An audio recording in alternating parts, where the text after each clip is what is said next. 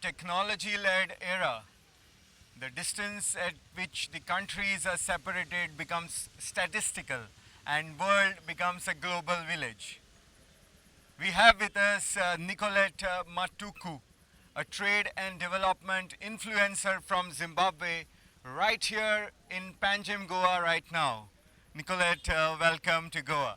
Thank you so much. I'm so excited to be finally in Goa. Such a beautiful, beautiful place. Thank you for having me. Pleasure to welcome you, Nicolette. Thank you. And Nicolette is here in Goa, emphasizing on this significant development that has happened in the recent times, where a Goan edtech company, Qurious Mind, have gained position in Zimbabwean education landscape. Qurious Mind has been appointed an agency to train the children, people in Zimbabwe in robotics and STEM education. And I must say, it's going to be a great boost for not just Goa, but for entire relationship between India and Africa in the education sector to start with. And we will elaborate on this because Nicolette will certainly have a lot more avenues that she must be eyeing here in India. How does Africa, and starting from Zimbabwe, look at this MOU with Curious Mind?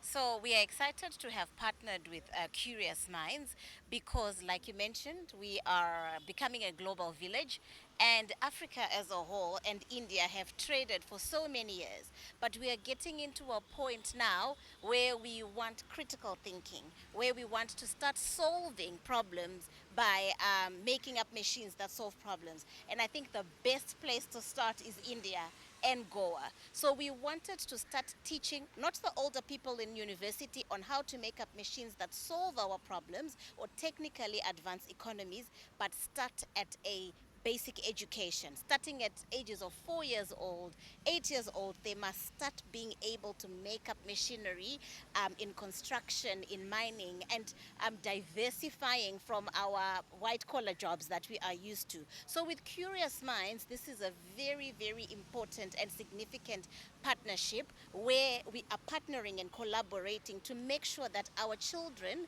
in primary schools have that exposure of learning by doing. Instead of just reading a book and flipping a page, now they have to actually do it practically by taking what they have learned and learn by actually doing. So this is an important collaboration, and we are so grateful to the government of Goa, the government of Zimbabwe, and now as we spread into Africa as well, to have these two countries actually collaborate for something that is not only for now but for the future, and the future that we are building in robotics and STEM education. And I think the most significant part for us is STEM for girls. So boys are very good at mechanical engineering, robotics, and all these physical components. So having girls start at an early age also increases the participation of girls and women within the STEM, engineering, and science department. So we are really excited for this. AI, artificial intelligence, is such a big game changer. We are all seeing how the landscape is panning out all over the world across various sectors. And Curious Mind is a company that has expertise in this sector. Yes. How is the this partnership with Curious Mind gonna be very critical for development in terms of taking the impact of it across the continent, across Africa? Perfect. So this is going to be important because AI is here and is here to stay, and is actually getting into our daily lives now. So in order to close the gap between African countries and your Western and Eastern countries that are way ahead of us, Curious Minds comes in as a critical African partner where we actually start teaching young children on how to embrace AI instead of running away from it, because it's not here to take our jobs, it's here to help us and enhance our skills. in the next 10 years, the jobs that we studied for will be obsolete in your media, in your medical space, because AI has taken over. But I think it's going to make jobs and skills more accurate using the technology of AI. So having Curious Minds helps us close that gap between the African people that are lagging behind, so that we can catch up with the rest of the world and start competing at global stages. So this is going to be very critical, and hence we are here. We take this very seriously because we want to catch up to the rest of the world. I think we have seen how Africa is emerging. Everyone is coming to Africa for collaboration. So it's also time that we push up and upskill as well, so that we meet them halfway and we develop our countries and our economies as well.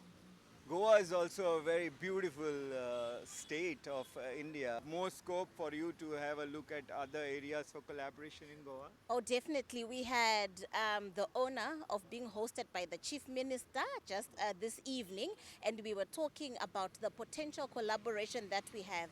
Yes, we have the education part, but Goa is beautiful, and tourism.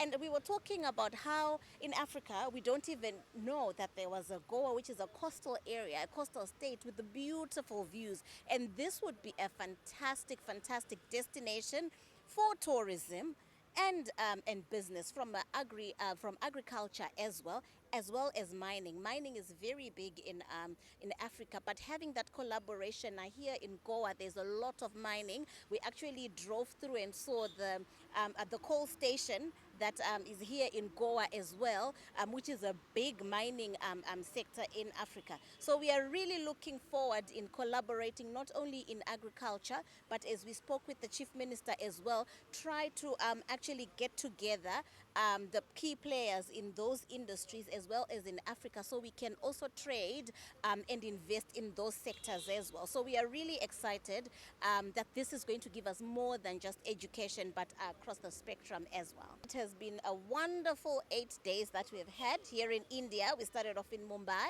and then came to Goa to slow down and enjoy, but also do business.